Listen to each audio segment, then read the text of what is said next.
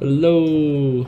Go ahead and get started with the blood vessels lab. I'll be sticking to the lab manual for this week's lab, as well as this document here that you can pull from the lab folder to follow along if you would like. So to start off with objective 1, we're talking about the pulmonary circulation. There are two aspects to this that you need to be able to identify. Oh, quick aside before we get rolling. When you're taking the lab quiz, be sure that the only items that you're plugging in for short answer are within these boxes here in the objectives. You can't use things that you might find, say, let's see, chordae tendineae, right? So it's labeled here for your reference. So if you're trying to make sure you know all the different parts of the heart, but it's not part of our objective list within these regions. All right. So make sure you check the objective list to understand what you can actually be pulling from, like a sort of word bank almost, for the actual quizzes. All right, so don't go in and memorize all these different things that these diagrams have on here. Some of them are absolutely within there. So it's like for this one in particular, you need to know the epicardium, myocardium, and endocardium. All right, you needed to know these other ones for previous objectives, but you don't need to know everything in all of the diagrams. Some of them have a lot of stuff, especially when it comes to the vasculature. So be careful in this lab quiz. Do not name veins and arteries that are within the diagrams that aren't on your objective lists.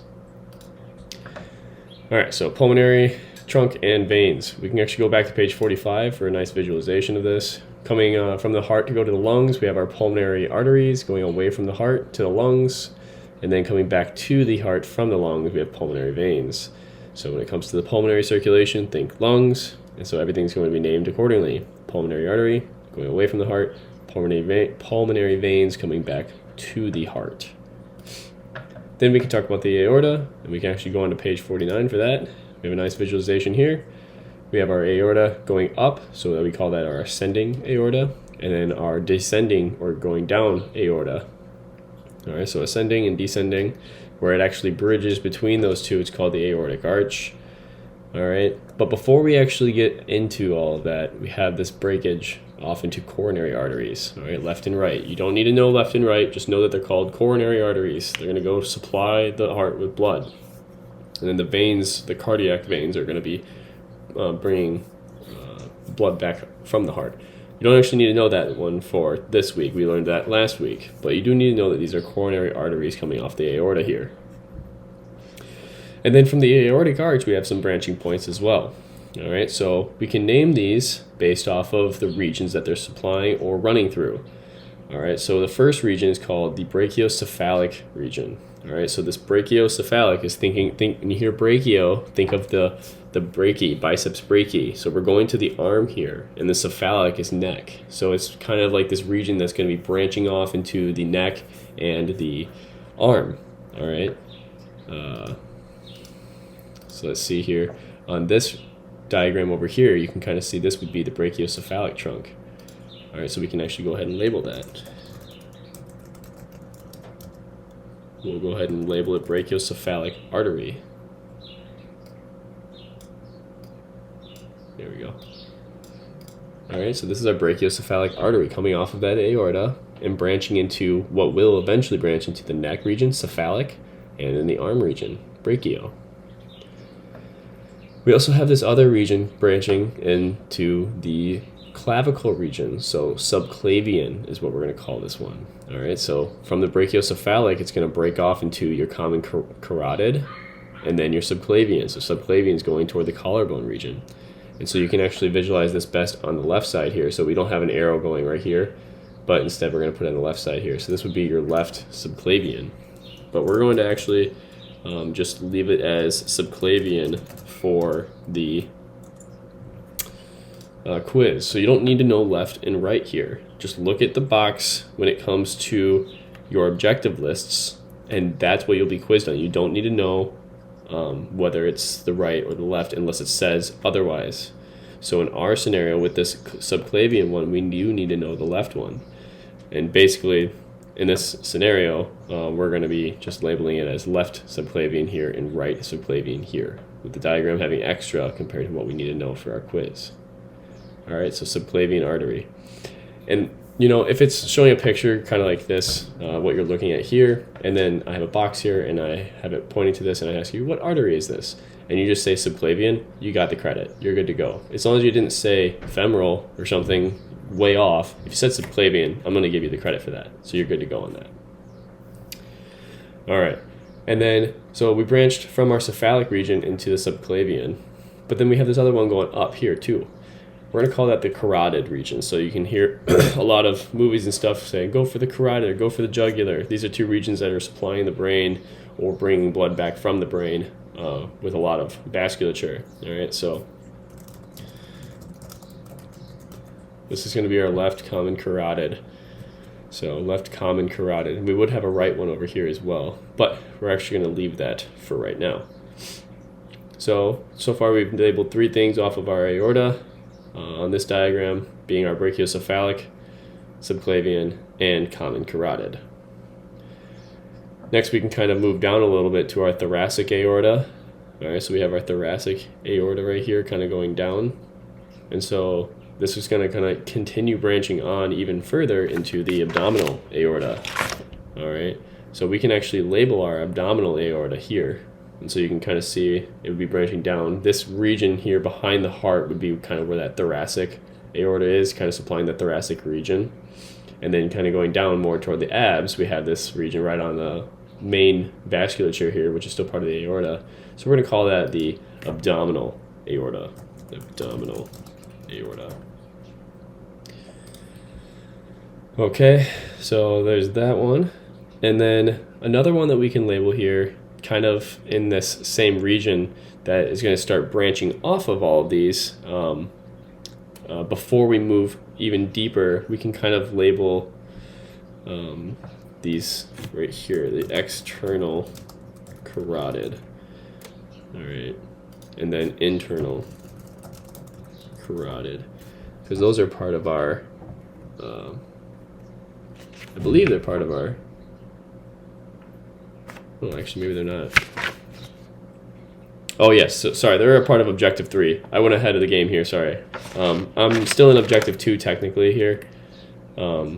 So I just saw the carotid here. I forgot that we moved it over into our next region here, which is going to be starting to supply the brain region, because these external and internal carotids are going to kind of move up into the brain, as you can kind of see, internal carotid here. We'll get to this in a little bit, but for right now, we'll just stick to this. Sorry for jumping around like that. So let's just go ahead and move down then. So right here we're on the arm, and so this is a region that's going to be supplying the arm. So we're going to call it axillary. So your axillary artery. Axillary, so think of things outside of the main portion of the body, axillary. So an axillary artery is supplying something that's branching off the main part of the body, so we're going to call that our arm. So the axillary artery. And then one kind of going down in the biceps region, or in the biceps brachii region, we'll call that the brachial artery. All right, brachial. And now as we move down, we can look at these boxes and see where they're supplying. All right, well, this looks like it's the kidneys and it's branching off, so it's got to be renal artery. Let's stick to the right side here real quick. Before we branched into the abdominal aorta, we got this region here. This is going to be a region that's branching off into gastric, hepatic, and splenic arteries. But instead of going in deep and labeling all those, we're just going to call this the celiac artery. All right, so this is kind of like a little trunk, or celiac trunk. You can call it celiac artery or celiac trunk. It branches off. You can kind of see one structure over here, you know, like your spleen. But you don't have to worry too much about labeling those ones. Just know that this region above the kidneys and below the heart, we're going to call that the celiac artery.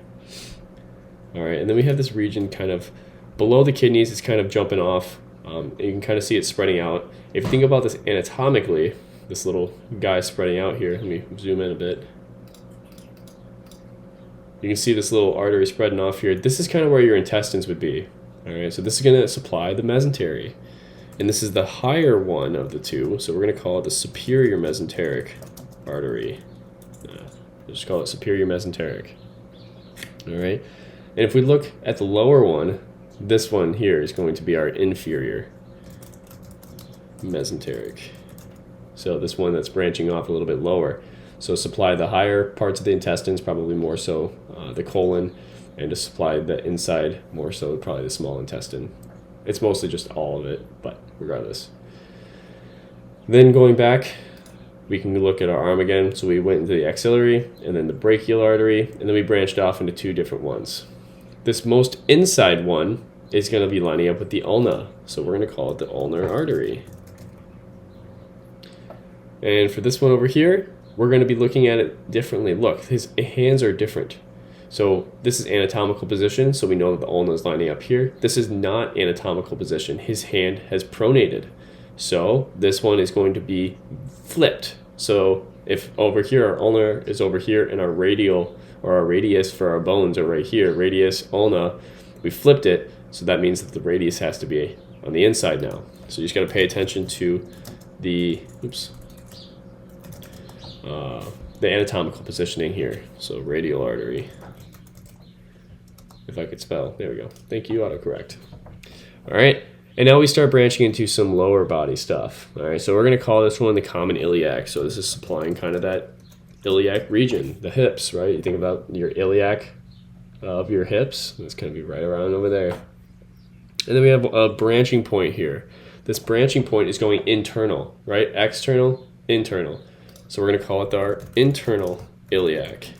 So we have our common iliac that branches off into internal and external iliac. So this would be our internal, external iliac. All right. And then we can continue further, and now we're supplying our thigh. So we're going to call it the femoral or femoral artery. And then going down a little bit further, we're supplying our knee now. Anytime you hear popliteal, think knee, popliteal artery. All right, so by your knee, popliteal. And then as we move even further, we can look at where we're supplying again here. So now we're looking at the shin. So we're looking at our tibialis anterior, all right, when it comes to bones or for muscles. And so what we can look at is our anterior tibialis artery. And that's going to be, think about this little branching point as going toward the front. Something going more toward, the back is going to be the exterior tibial. All right, so we have our exterior and our internal tibial arteries. And so when it comes down to it, if you look at objective 5, here, let's do it together here. Objective, too far.